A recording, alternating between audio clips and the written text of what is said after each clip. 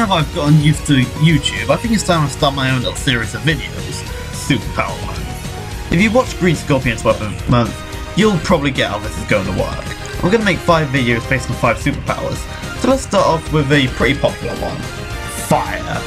Why fight an enemy up close when you can fight him from a distance and see them burn to death? But there are a couple of rules to this video. First off, I'm only looking at one game per franchise, and while I would only usually look at stuff I've played, I'm going to change that rule, for one exception per video. Also, if a fire user is limited only to a flamethrower, then they'll be disqualified, since if you take the flamethrower away, it's just a regular fighter.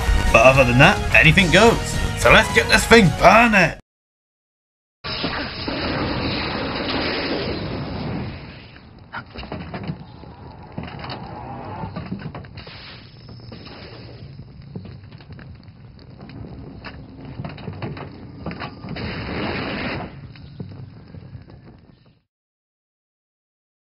Starting this list off is Blaze from the Sonic series. Being a supposed princess from some unknown planet, Blaze was the second poster character of Sonic Rush, with a solar flame. Throughout her actions in Sonic Rush and Rush Adventures, Blaze was a character who used flame shields and flame jumps to destroy her opponents, just to get back her soul emeralds, which is basically her equivalent of the Chaos Emeralds. When she manages to obtain all her emeralds, she's able to transform into her equivalent of Super Sonic, called Burning Blaze, which she uses to defeat Eggman Nager at the end of Sonic Rush. So when she supposedly returned to her home world at the end of Sonic Rush, she now ends up in Silver's world 200 years in the future in the events to Sonic 06. She's still able to use the majority of her attacks, but is also capable of using a couple new attacks, but most of them don't require any firepower. There are a couple, but they are usually the same as the ones from Sonic Rush. Blaze is a great character, but she's only the tip of the iceberg on this list.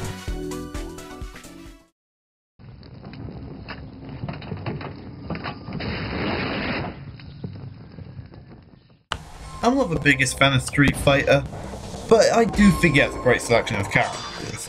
While my personal favourite character is Guile, there are other good characters from Street Fighter 2 onwards, like DJ, Sagat, Chun-Li, Hakan, or in relation to this subject, Dhalsim.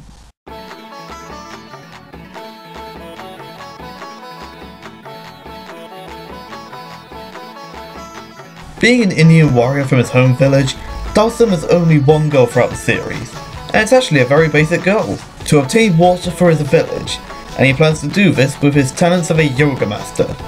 It's never actually explained how he gets his fire abilities though, probably because of nanomachines, but he uses these attacks like a pro. Dhalsim is capable of breathing fire like a very slow revolver, which he calls Yoga Fire, and breathe like a flamethrower, which he calls Yoga Flame. Or, if Dhalsim has enough energy with him, he can use a super combo called Yoga Inferno, and if he stores even more power up, he can use another ultra combo called Yoga Catastrophe. He has another ultra combo called Yoga Shangri-La, but that actually focuses on his yoga abilities rather than his fire techniques. Despite these abilities at his disposal, Dhalsim doesn't actually like to fight. He just wants to help his village out. What a nice guy Dhalsim is. Well, apart from when he's killing people. That's about it.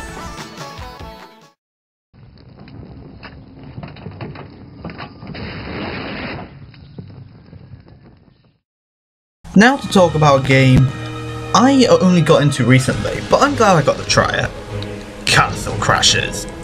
This is a fun little indie game which may look rather basic, but the core game mechanics say otherwise, and since I'm talking about Castle Crashers, you know where this is going. Meet the Orange Knight. Sure, as a natural character he's not that interesting. I mean, all we really know about him is that he's a noble knight, and he likes metal music. But when he gets into battle, he's not a force to be taken lightly. Level him up a dozen levels or two, and this guy learns enough attacks for eye just to shame. He always has his default weapon, a battle axe, at bay, but he can use Flame Burst as a simple magic attack at close, as well as a fireball attack from long range fighting. And if an Orange Knight decides to add a little bit of magic to jumping, he can use his Flame Jump attack. And an expert Castle Crasher player can use a fireball after using a Flame Jump to make a good combo attack. Oh yeah, his combo attack. Orange Knight can also perform his most powerful attack called Flame Engulfment. This is a very powerful and pretty long button combination to boot. If we knew a little bit more about Yellow Knight, he would probably be a little bit higher.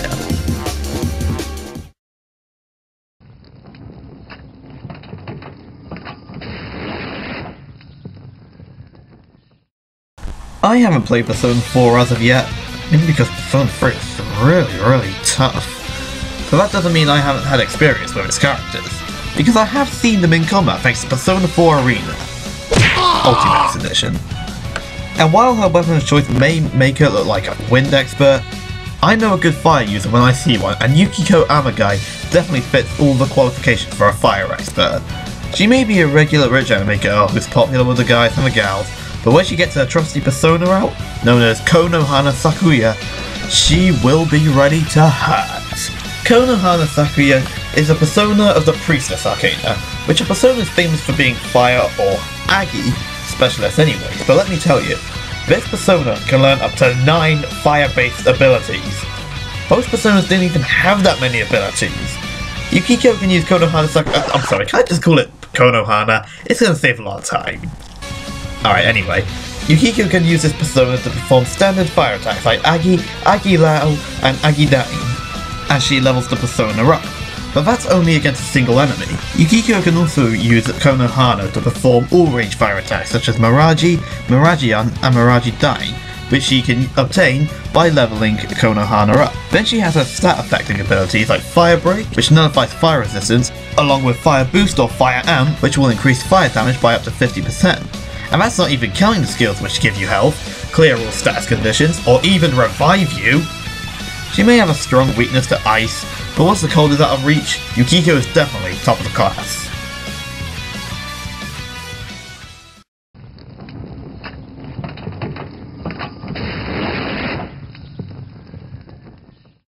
If you've played Mad World, then you'll probably remember the Black Baron.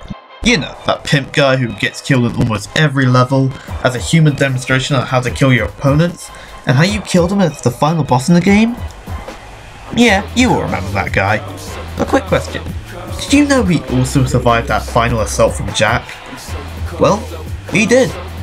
And he returns as Jack's ally, you could say, in Anarchy Reigns. Now a bounty hunter, the Black Cur Baron was able to obtain his weapons of choice, known as the Super Sexy Fists of Fire, from someone who apparently had some business with Matilda. Baby, that ain't cool. Now he uses them to bring back bounties. In fact, his Fist of Fire are his weapon of choice, or as this game calls them, killer weapons. Baron uses a lot of the attacks he used in the first phase of his fight from Mad World, and brings them back here with some fire added to them, creating some long and vicious combos in the process. Most of his fighting style uses boxing techniques, as well as some illegal boxing moves like headbutting, all cloaked with a flame wall, and that's why we love playing as him. Now for those of you who claim that he's not the same Baron from Mad World, well, same hoe, same fighting style, same experiences with Jack and same personality, either the Black Baron's got a twin, or it's the same guy.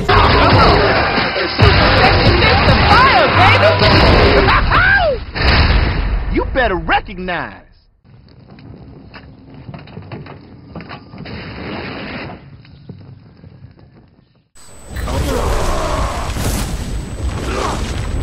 Vengeance will be mine.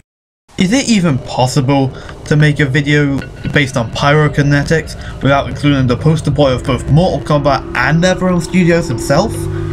Scorpion is a character who's a fan favourite of the Mortal Kombat series for numerous reasons. Being a member of the Shirai Ryu clan of ninjas, Scorpion was killed by Sub-Zero and was later resurrected by the NetherRealm sorcerer Quan Chi. Now he spends most of his time trying to kill Sub-Zero. But enough of backstory, now onto his battle capabilities. Scorpion uses 3 weapons: his Hanzo sword, his kunai chain weapon, which is creating his infamous "get over here" quote, and his fire capabilities. One of his methods is creating a pit of fire, which lets him warp across the room to perform the more trickier combos. Think the portal gun from Portal, but at a higher temperature. Because when an opponent steps into this portal, they will suffer from a bad burn, and as they travel through it, well, you can figure the rest out yourself. But of course, Scorpion wouldn't be complete without being able to breathe fire now, would he? Thankfully, he is capable in doing this with his most iconic fatality, Toasty, where he basically breathes fire to either burn the opponent or just disintegrate them. And he did this in 5 Mortal Kombat games. Ghost Rider, eat your heart out.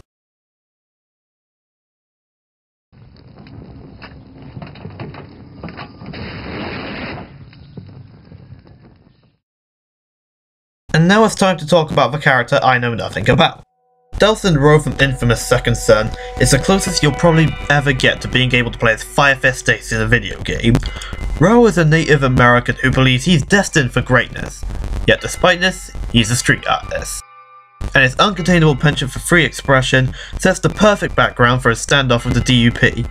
He absorbs a man called Hank's powers and discovers his newly found powers. Basically, he's a fire master now. Nope, can't think of anything. This is pretty freaking awesome. I would try to explain what Dhalsim can do, but it's best if you just see it yourself. I mean, just look at what he can do. He can jump up into the sky after performing a fire tornado. He can shoot fireballs to destroy cars. He can hover in the air for a short time. He can send ash through people's skulls. He has his own flash step technique. He has fists made of fire. And if you're still not convinced after all that, well, he has a Ghost Rider chain. Your argument's invalid. Sadly, I don't really know much about Delsin Rowe as a character, and that's the reason why he's not in the top 3. Maybe I will play Infamous, but I need a couple more games to complete it first.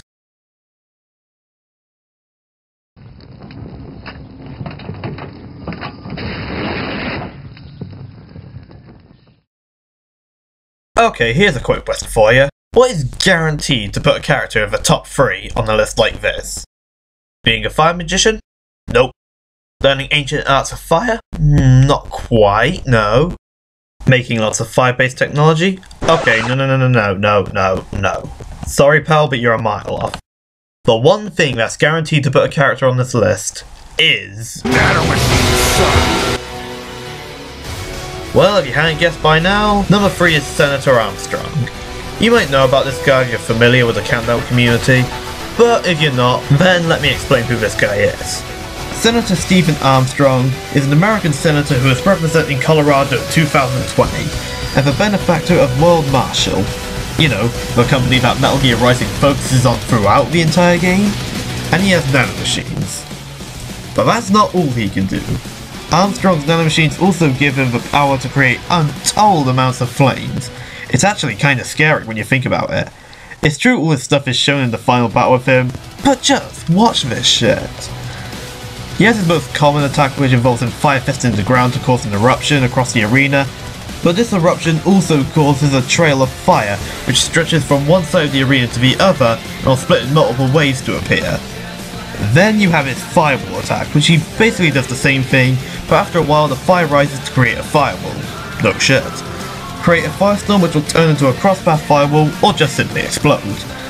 If you're able to get into a power struggle against him, you and your lightning attacks will come face to face with his fire fists to create one awesome fist fight. Not only that, he can knock you back by releasing some fiery wind just by roaring, and he even has fire feet. And fire feet are cool. End of. It's true that his super strength and healing abilities, but they are inferior to those powers brought to him by his nanomachines. But to think, if I hadn't played Rising, I'd be stuck by putting the Fury on this list. And none of you wanted that now, did ya? And yeah, I know it's got nothing to do with his fire abilities, but it has to be this way, which is his boss theme is so awesome!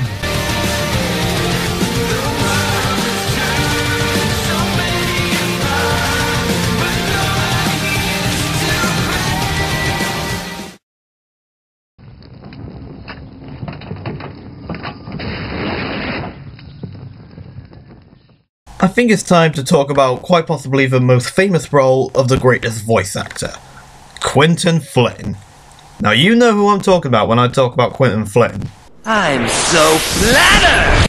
Meet Axel, whose real name is Leah, and member number 8 of the Organization 13 of Nobodies. Titled after Flurry of Dancing Flames, apparently, Axel is the controller of the Assassin Heartless, and is working for the organization for seemingly unknown reasons.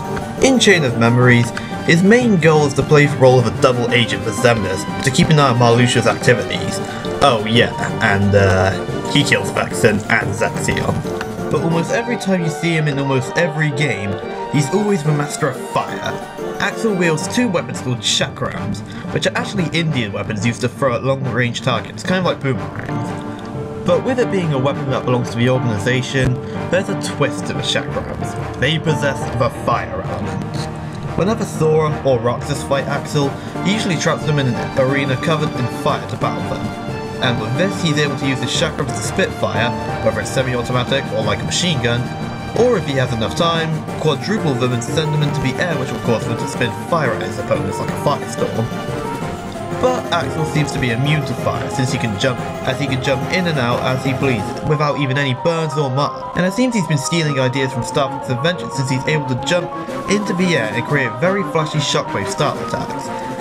He can also create lava, but that doesn't hurt you. Just a quick question. Axel is able to kill Vexen at the click of a finger. Literally. So why is he such a weakling against Thora and Roxas?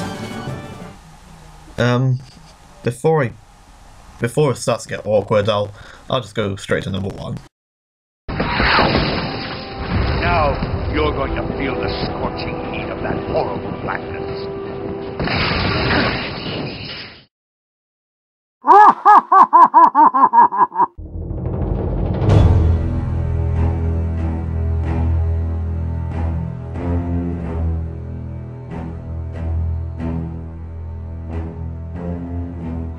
I know what a couple people are thinking at this point.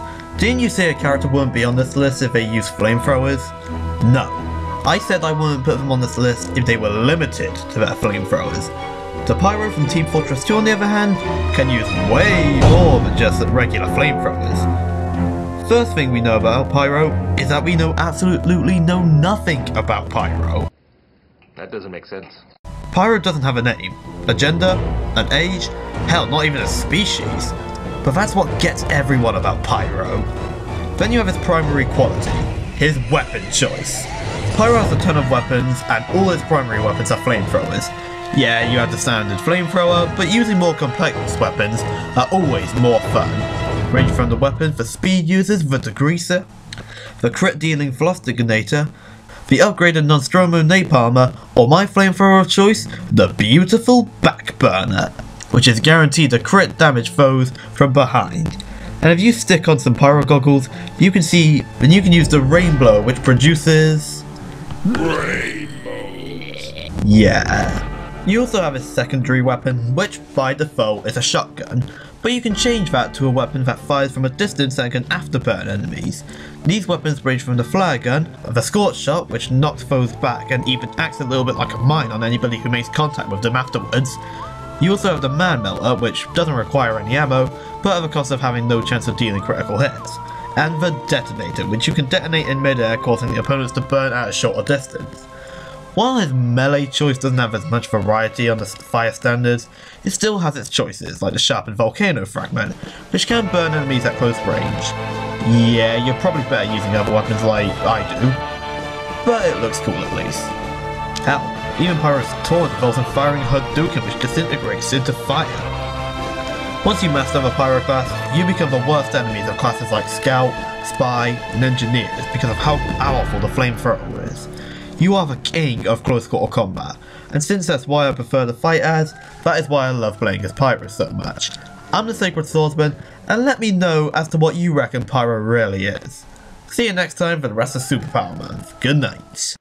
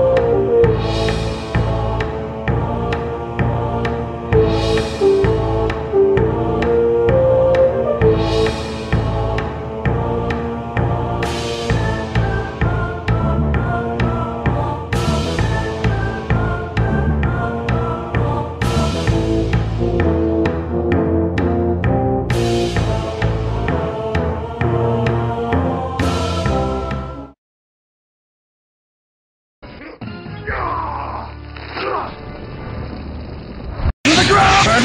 Burn to the ground! Burn to the ground! Burn to the ground! Burn to the ground! Burn to the